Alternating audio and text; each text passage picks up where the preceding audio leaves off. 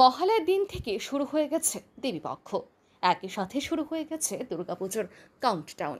পুজোকে সামনে রেখে পুজো উদ্যোক্তাদের কর্মব্যস্ততা যখন তুঙ্গে, তখন রাজ্যের দুস্থজনদের মুখে পুজোর সময় হাসি ফোটাতে ব্যস্ত বিভিন্ন সামাজিক সংস্থাগুলি।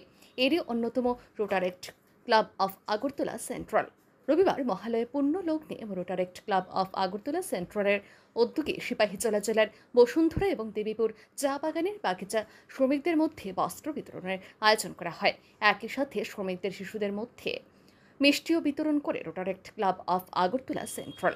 এদিন সংস্থার পক্ষ থেকে অসিত সাহা জানান, তারা এই সামাজিক কর্মসূচির নামকরণ করেছেন শারদ সাথী। এবছর শারদ সাথী 3.0 কর্মসূচি অনুসারে বসুন্ধরা এবং দেবীপুর চা বাগানের 300 জন শ্রমিকদের মধ্যে বস্ত্র তুলে দেওয়া হবে। একই সাথে 100 জনের মতো শ্রমিক শিশুদের মধ্যে মিষ্টি বিতরণ করার উদ্যোগ নেওয়া হয়েছে বলে জানান তিনি।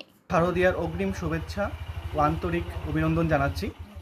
আমরা প্রতি বছরের নেই, এই বছরও শারদ সাথী অনুষ্ঠিত করতে যাচ্ছি এবং আমরা জানি আজকে হলো মহালয়া। আজকে থেকেই পিতৃপক্ষের সূচনা হয়েছে, মাতৃপক্ষ ছেড়ে দিয়ে মা আমাদের এখানে নেমে এসেছে স্বয়ং। তো আমরা সেই উপলক্ষে শারদ সাথী অনুষ্ঠানটি করতে হয়েছে। আমরা প্রায় 300-র উপর পরিবারের মধ্যে আমাদের ক্লাবের পক্ষ থেকে বস্ত্র বিতরণ করব এবং তাদের বাচ্চাদের হাতে সামান্য মিষ্টির ব্যবস্থা করছি। প্রতি বছর আমরা প্রজেক্টটা করি, এবছর আমরা করছি।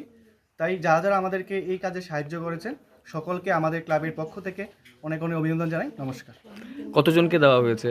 আমাদের এখানে প্রায় 300 জন মহিলা রয়েছে এবং শিশু এবং অন্যান্য মিলে প্রায় 100, প্রায় 400-র কাছাকাছি আমাদের আজকে লক্ষ্য রয়েছে এবং সেটাই আমরা লক্ষ্য নিয়ে আজকে কাজ করতে নেমেছি। কোন কোন জায়গাতে দেওয়া হচ্ছে? তা আমাদের 2টা জায়গাতে আছে, একটা দেবীপুর এবং বসুন্ধরা। এই 2টা জায়গা চা বাগান যে আছে, ওইখানে যে শ্রমিক ভাই বোনেরা আছে ওদের সাথেই আমরা আজকে দিনটি কাটাবো, ওদেরকে নিয়ে আজকে আমাদের এই অনুষ্ঠানটি। আপনার পরিচয়?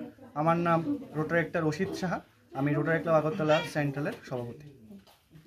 পুজোর আগে নতুন বস্ত্র পেয়ে খুশি বসুন্ধরা চা বাগান এবং দেবীপুর চা বাগানের শ্রমিকরা। হাতে মিষ্টির প্যাকেট পেয়ে খুশি শ্রমিকদের শিশুরাও।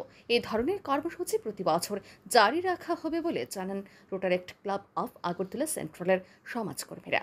Bureau report, R news.